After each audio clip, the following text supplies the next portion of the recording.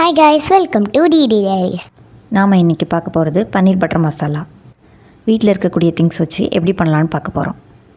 தேவையான பொருட்கள்: 2 தக்காளி, ஒரு வெங்காயம், ஒரு துண்டு இஞ்சி, அப்புறமா கொஞ்சமாக 4-5 பல் பூண்டு. ஃபஸ்ட்டு ஒரு பேஸ் ரெடி பண்ண போகிறோம். ஃபஸ்ட்டு ஸ்டவ் ஆன் பண்ணி ஒரு பேனில் கொஞ்சமாக நெய் சேர்த்துக்கோங்க. அதுக்கப்புறம் நம்ம எடுத்து வச்சுருக்கக்கூடிய பொருட்கள் எல்லாத்தையும் அதில் சேர்த்து நல்லா வதக்குங்க. நல்லா வதங்கினதுக்கப்புறமா கொஞ்சம் நேரமாக அதை ஆற வச்சுக்கோங்க. நல்லா ஆறினதுக்கப்புறமா அதை எடுத்து ஒரு மிக்ஸி ஜாரில் போட்டு நல்லா மையாக அரைச்சிக்கோங்க. இப்போ நாம் பேஸ் ரெடி பண்ணியாச்சு. அதுக்கப்புறமா பன்னீர் எடுத்து கட் பண்ணி வச்சுக்கலாம். பேஸ் ரெடி பண்ணும்போது எக்ஸ்ட்ரா ஒரு தக்காளி ஆட் பண்ணிக்கலாம். எனக்கு புளிப்பு ரொம்ப பிடிக்காது அப்படிங்கிறனால 2 தக்காளி தான் ஆட் பண்ணியிருக்கேன். புளிப்பு பிடிக்கும் அப்படிங்கிறவங்க எக்ஸ்ட்ரா ஒன்று ஆட் பண்ணிக்கலாம். இந்த கிரேவியில் கஸ்தூரி மேத்தி அப்புறம் க்ரீம் எதுவுமே சேர்க்காமலே நல்லா ரிச்சாக தான் இருக்கும். செஞ்சு பாருங்கள். இப்போது ஸ்டவ் ஆன் பண்ணி ஒரு பேனில் கொஞ்சமாக நெய் சேர்த்துக்கோங்க.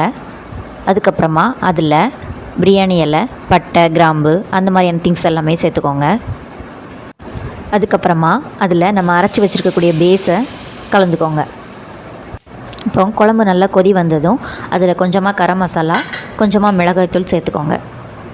மசாலா எல்லாம் கலந்ததுக்கப்புறமா அதை நல்லா கலந்து விட்டுக்கோங்க. அதுக்கப்புறம் நல்லா கொதி வரட்டும். நான் உப்பு ஃபஸ்ட்டே ஆட் பண்ணிட்டேன், அதனால் நான் இப்போ ஆட் பண்ணலை. ஆட் பண்ணாதவங்க இப்போ ஆட் பண்ணிக்கலாம்.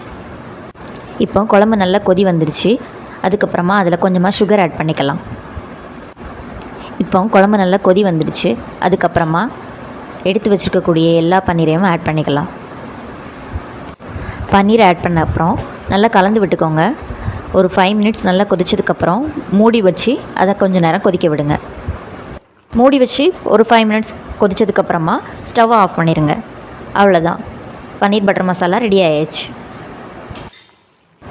நான் இன்றைக்கி சப்பாத்தி தான் பண்ண போகிறேன்.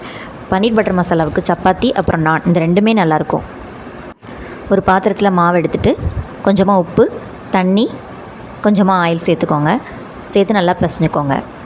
சப்பாத்தி சாஃப்டாக வரணும் அப்படின்னா வெந்நீர் சேர்த்து பிசைஞ்சிங்கன்னா நல்லா சாஃப்டாக வரும். நல்லா பிசைஞ்சதுக்கப்புறமா அதை ஒரு மூடி போட்டு மூடி வச்சுக்கோங்க. இப்போது சின்ன சின்ன பால்ஸாக எடுத்து அதை உருட்டி வச்சுக்கலாம். பால்ஸ் எல்லாம் உருட்டும் போது அதில் கிராக் இல்லாமல் பார்த்துக்கோங்க. கிராக் இருந்தால் உப்பி வராது.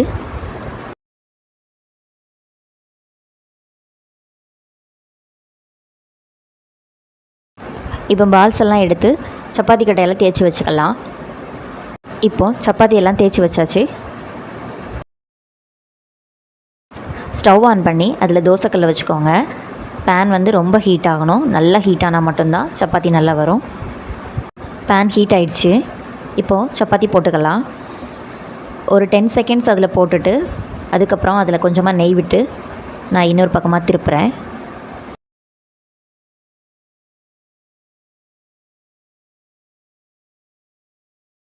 டென் செகண்ட்ஸ் ஆனதுக்கப்புறம் அந்த சப்பாத்தியில் லைட்டாக மேலே பபிள்ஸ் வரும். அதுக்கப்புறம் அதை நம்ம திருப்பி போட்டுக்கலாம்.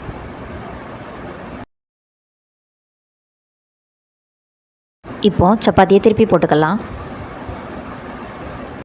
இதுக்கு மேலே கொஞ்சமாக நெய் போட்டுக்கிறேன். நெய் போட்டதுக்கப்புறம் இதுவுமே ஒரு 10 செகண்ட் அப்படியே ஹீட் பண்ணலாம்.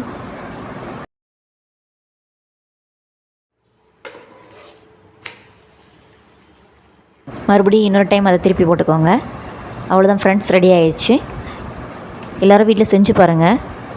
நல்லா இருந்துச்சுன்னா என்னோடய சேனல் லைக் பண்ணுங்கள், ஷேர் பண்ணுங்கள், மறக்காமல் சப்ஸ்கிரைப் பண்ணுங்கள். தேங்க்யூ ஃபார் வாட்சிங்.